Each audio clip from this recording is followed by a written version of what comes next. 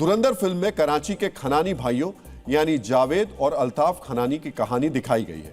ये खनानी बंधु काल्पनिक किरदार नहीं है, बल्कि ये पाकिस्तानी खुफिया एजेंसी आईएसआई के जीते जागते प्यादे थे। ये खनानी बंधु ही थे जिन्होंने बड़े पैमाने पर फर्जी भारतीय करेंसी छापकर सालों तक भारतीय अर्थव्यवस्था को नुकसान पहुंचाने की कोशिश की थी।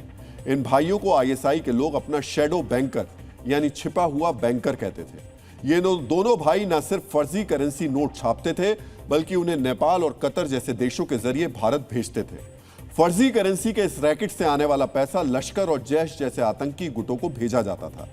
हैरानी की बात है ना, देश को नुकसान पहुंचाने की साजिश करने वालों की पहली बार फिल्म के जरिए एक्सपोज किया गया। ये खनानी भाई इतने शातिर थे कि उनके छापे गए नकली नोट और असली नोट में फर्क करना काफी मुश्किल होता था। इसी वजह से ये पाकिस्तानी खुफिया एजेंसी आईएसआई की आंखों के तारे थे। फर्जीवाड़े के ये खिलाड़ी यानी खनानी बंधु बहुत चालाक थे।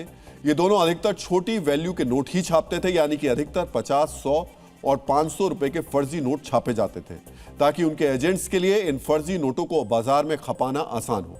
फिल्म धुरंधर में जिन खनानी बंधुओं की सच्चाई दिखाई गई है, अगर उनकी कारस्तानी का पूरा बही खाता देखेंगे तो आप भी हैरान रह जाएंगे।